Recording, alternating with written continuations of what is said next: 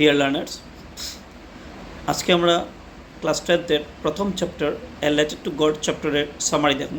তো যেহেতু পার্টটা 3টা পার্টে ডিভাইডেড আছে, সেহেতু আমরা পার্ট ওয়াইজ সামারি আলোচনা করব। শুরু করার আগে প্রথমেই জিআই ফুয়েন্টিস যে রাইটার আছেন ওনার ইন্ট্রোডাকশন দিই। জিআই ফুয়েন্টিস হলো মেক্সিকান রাইটার, যার জন্ম হয়েছে 17 নভেম্বর 1897 ইংরেজিতে। উনি মেক্সিকান রিভলিউশনে ইম্পর্টেন্ট রোল নিভাইছিলেন এবং ওনার রিনাউন্ড ওয়ার্ক হইল এ লেটার টু গড স্টোরিটা। ওনার মৃত্যু হয়েছিল 10 ডিসেম্বর 1966। তো গল্পটা শুরু হয় একটা ভ্যালির মধ্যে একমাত্র একটা সলিটারি হাউস, যে হাউসটা একটা ল হিল, মানে অত বেশি উঁচু না, একটা উঁচু জায়গা, টিলা। সেই টিলার মধ্যে একটা ঘর, যে ঘর থেকে কেউ ইজিলি তার ক্ষেত দেখতে পারবো, নদী দেখতে পারবো।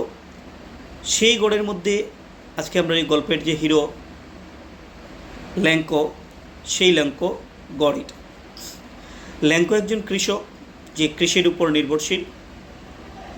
ল্যাঙ্কো সারা সকাল ব্যাপী উত্তর পূর্বের আকাশের দিকে চাইয়া আসেন। এখানে কারণ হইল এই বছর ক্ষেতের মধ্যে খুব সুন্দর ফুল আইছে। যদি অ্যাটলিস্ট শাওয়ার, মানে একটা হালকা বৃষ্টিপাত পাওয়া যায় তাইলে খুব ভালো ফসল হইব। সেই আশা নিয়ে তিনি উত্তর পূর্বের আকাশের দিকে চাইয়া আসেন যে বৃষ্টি হইব কি না সেটা বুঝার লাগে। তো সেটা বুঝিয়া উনি ওনার ওয়াইফরে কইলা, যারা লেডি সম্বোধন করছেন তার গল্পতে, ওয়াইফরে কইলা যে অ্যাটলিস্ট আমরা আজকে শাওয়ার ফাইমু, এই আশা করা যায়। ওনার বড়ো ছেলেরা খাজে আসিল ক্ষেতের মধ্যে এবং ছোটোরা ঘরের সাইডে খেলতে আসিল, এবং দ্য লেডি উনি সাপার প্রিপেয়ার করতে আসলাম, মানে বিকালবেলা খানি তৈরি করতে আসলাম। যতক্ষণ খানিটা তৈরি হয়েছে, তৈরি হওয়ার পরেই সব খাওয়াতে বইলা, তখনই একটা বৃষ্টি আইলো। তো বৃষ্টি হওয়াতে ওরা খুবই আনন্দিত হইলা। তো বড়ো যারা আসিল তারা বৃষ্টিটা গাত লাগানোর আনন্দটা ফিল করার লাগে, বৃষ্টির আনন্দ ফিল করার লাগে বাইরে গেছেন। অ্যাজ ইউজুয়াল লাঞ্চেও গেছেন। যাওয়ার পরে দেখলা যে খুব বড় বড় ড্রপ পড়ে, বড় ড্রপগুলো 10 সেন্ট এবং ছোটো ড্রপগুলো 5 সেন্ট। তারপরে উনি গুড়িয়া গড়াইলা। গড়ে যাওয়ার পরে দেখা গেল যে হঠাৎ করিয়া জুড়ে বাতাস, স্ট্রং উইন্ড ব্লোয়িং স্টার্ট হইল। জুড়ে বাতাস বোয়া আরম্ভ হইল। জুড়ে বাতাস বোয়ার পরেই হেইল স্টোনস, মানে শিলাবৃষ্টি পড়া আরম্ভ হইল। তো উনি আশা করলা যে কিছুক্ষণের মধ্যেই শিলাবৃষ্টিটা বন্ধ হয়ে যাব, তাইলে ক্ষেতের বিশেষ একটা ক্ষতি হইতো না।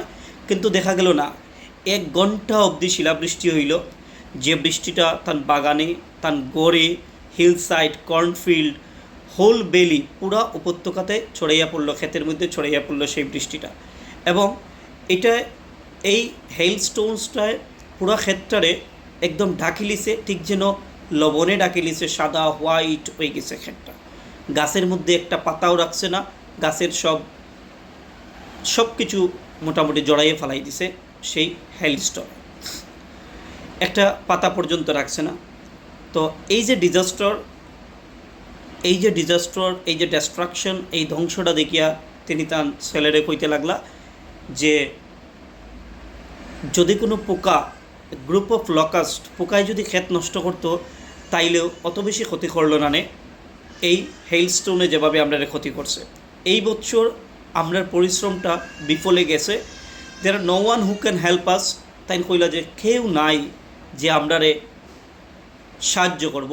ওই রাত্রটা তারা লাগে আসলে খুবই দুঃখের রাত্র, দুঃখে পরিপূর্ণ রাত্র। এবং তাই আরও বেশি আবেগিক হইয়া কইলা যে we shall go hungry this ইয়ার, মানে এই বছর আমরা আর কোনো খাবার থাকতো না। এটাই লিখে প্রথম পার্ট। সেকেন্ড পার্ট দেখি আমরা পরের ভিডিওতে।